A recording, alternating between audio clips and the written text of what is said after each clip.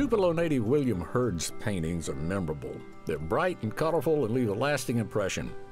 But nothing like the impression burned in William's mind one spring night in 2000. March the 14th, 2000 is a day I will always remember. I'll never forget. I was going to school at Mississippi State.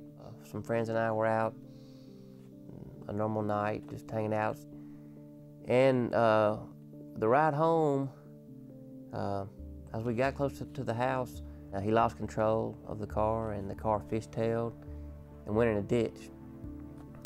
I was sitting in the back seat, and I wasn't wearing my safety belt, and I got thrown from the back seat into the windshield, and I broke my C5-6 vertebrae. I hit the back of my neck right there, and in an instant I knew I was paralyzed. And they rushed me to the hospital in Starkville. They took x-rays and determined that it was broken, and then from that point they put me in an ambulance and drove me straight to Tupelo. After finally stabilizing at Tupelo, William transferred to the Shepherd Center in Atlanta to begin his rigorous regime of physical and occupational therapy. But physical barriers were not the only obstacles William had to overcome. In the beginning, I was very depressed. My mindset was not in the right place. I pretty much, in the beginning, wanted to die. I didn't want to live. It was really dark. I was mad at the world, mad at God. I was not nice to my family and my friends. Most people with disabilities, if they have lost some function as the result of an injury, or they've incurred some type of a disability and they lose some function in their body, they're going to go through those same 7 stages of grief that you go through if you lose a loved one. So yeah, you go through the disbelief, the anger, the depression, the denial, and then finally the acceptance.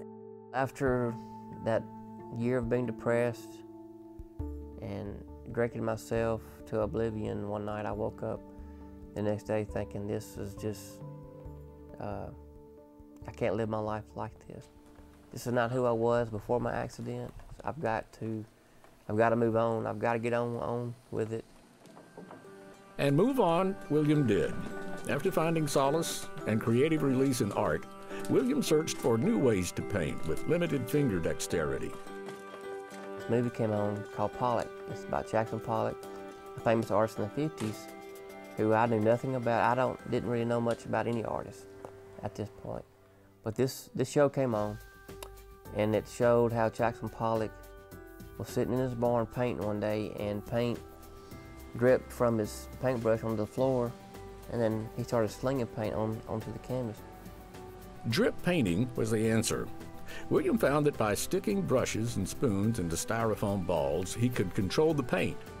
So I'd roll up down the hall and stick a spoon in the paint and lean over and drip paint onto the canvas.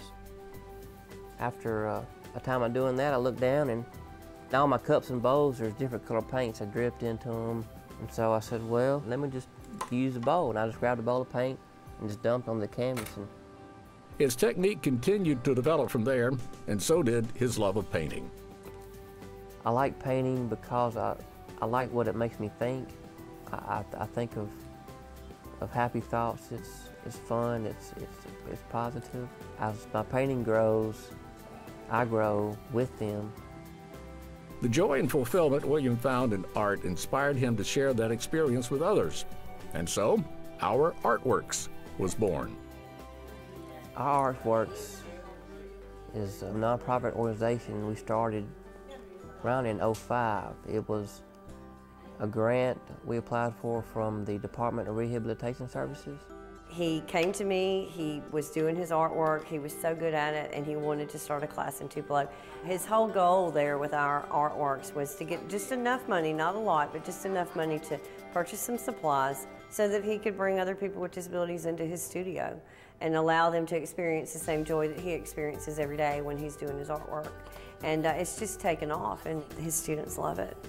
I started out coming up here just to socialize because I wasn't before my injury, I was never very artistic.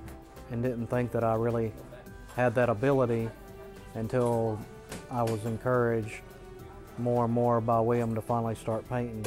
I finally gave it a shot, and actually was surprised that I had a creative side that I really didn't know about. When you first get injured, or if you have an injury, you feel safe at home, and people with disabilities are a little hesitant about getting out into the community, getting back out in the public, getting back out trying to live a normal life.